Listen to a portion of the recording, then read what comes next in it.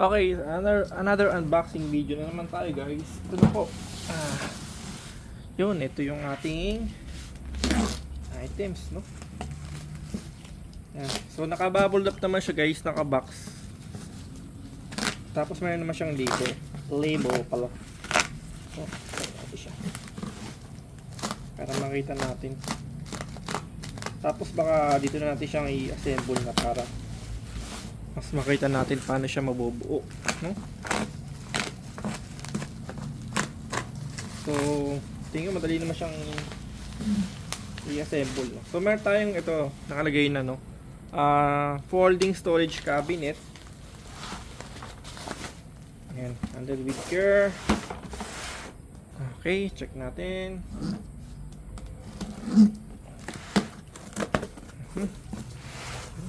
Mukha siyang maganda siya, guys. Mukha siyang maganda.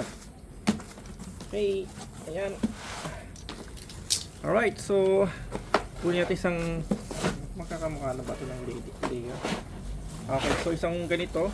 Ayan, mukha isang box yan.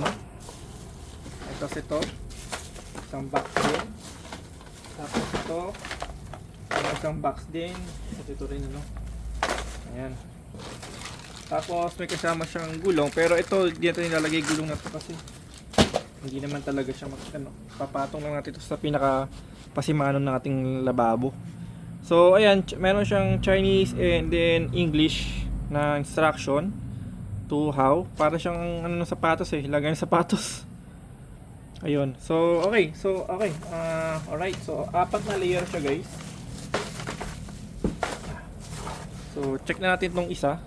I-ansan ko lang 0.6, no? Para mas makita natin siya. Okay, so ano to? Kasama lang din yan. So paano ba siyang mabuo? So ito lang sa halos natanggal na agad yung takip.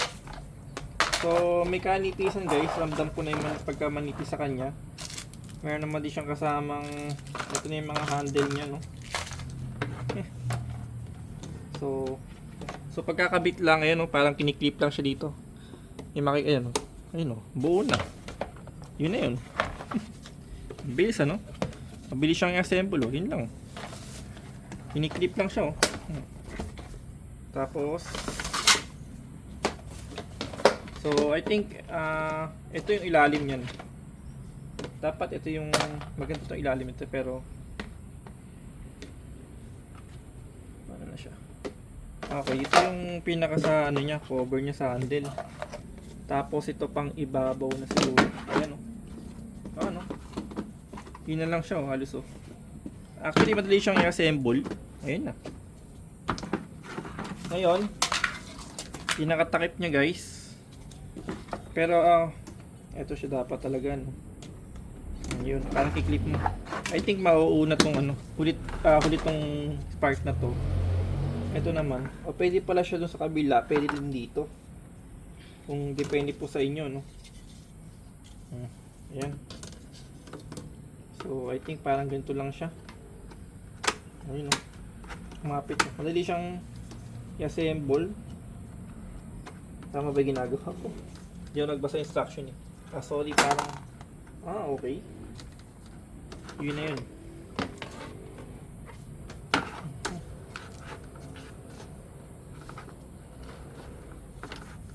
Ano lang natin ito. Okay. Pasok lang natin dito yan. So yun, guys, nakakabit natin yung pinaka parang hamba niya sa door niya. Nagkamali tayo ng pasok kanina. Sabi ko na nga ba, nasa labas dapat to. Tapos ito, mukhang dito lang siya, no? Ayan. Papasok mo lang din dito. Actually, madali lang siya i-assemble, oh. Dali lang din siyang gamitin dito. I think ito yung sa pinaka-lock dito para sa lock niya. Tapos may kasama siyang handle dito. Pero di ba tayo ilalagay yung handle, ano? Okay. Yan, parang ganyan lang siya. Yun, oh. So, mapit na siya. Okay. Then, ito na. Ayan, di ba? Nakabuo na tayo ng isang lagayan talaga niyan. Yan. So, yun lang yung pagka-plastic niya, guys. Ayan. Sa presyo syempre, ang mura naman talaga. Tapos syempre, huwag tayong expect na makapal siya. Manipis lang talaga siya. Talagang halos lagay lang talaga ito ng magiging mga condiments. Depende sa inyo, no? Pero sulit na rin. Kung di naman kaartihan din lang gusto nyong ano, pwede siya. Okay, so I think ito pwede siya dito ilagay, oh. Ayan, para siyang may, ayun yung lakan niya. So ano? So pwede siyang ilock dito pala, guys. Hindi kasi nagbabasa ng manual eh. Ayun. O yun. So ayan, lock na siya, oh. Di ba? Ayan, isa pa dito sa kabila. Kala ko handle pero para siyang talagang tupperware lang. Tapos malalambot lang siya kasi nga yun. Ito presyo. Ayan guys, nakabuo tayo ng isa, no? So buuin natin lahat na. So okay guys, na-assemble na natin lahat totally. So ito pala siya, bali kala ko bawat isang ganito mayroon siyang takip sa ibabaw. So wala pala siyang ganun. So ang may takip lang mismong ibabaw lang. I mean, kasi ito pwede natin gamitin ito isang piraso lang. So at least may takip siya dito. So yun nga, bali 4 layer po siya. So yun nga, akala ko talaga bawat isa ganito may takip. So magiging takip nito pag pinatong mo na siya, matatakpan na siya, tapos ito yung magiging pang-lock mo sa bawat gilid dito. Ayan. Katulad po yan, no? Naka-lock na po siya. Parang pinaka-pangkapit niya po, pang-lock niya. So yun, ito yung magiging ilalim natin kasi ito po yung walang ibabaw. So yun ang pagkakaano ko na dito kasi akala ko bawat isang ganito mayroon siyang takip dito. So hindi pala. So pag yung magiging takip na po niyan, ito na yan. Ayun, pasok na siya. Ayan, ganun kasimple lang guys. Very simple lang. Tapos yun nga po, pag ilalak na natin siya dito, ayan. Kapit lang natin dito yan. At yun na siya. Dito. Nang wala na. Yun. Yun. Dali lang, napaka very smooth lang din niya na ipag papatong-patong, ikabit-kabit kasi nga yung plastic niya hindi naman ganun kalutong. Malambot lang talaga siya totally. No. Ayan. Ano siya?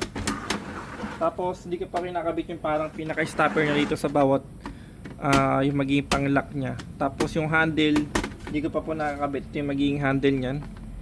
So sulpik lang siyang ganun. Pero depende, parang parang ayaw ko nang lagyan ng handle din. Tapos parang di ko na rin gustong ilagyan ng pinaka-pang dito. Kasi parang okay naman na. No? Para sa akin parang yung sa akin yung flat lang naman. Depende, I mean kung magiging mahangin, malamang. Pero nasa loob lang naman po siya. So ganoon lang siya kasimple. Yan. Yung nga talaga, akala ko talaga may takip siya bawat ibabaw, hindi pala. So depende po talaga. So yun lang guys. Actually sa presyo wala tayong masabi kasi talagang very cheap lang na magkaroon tayo ng ganitong klaseng container or isang sabihin natin cabinet 4 layer. So yun lang guys. So yun lang muna guys, and thank you for watching po, no?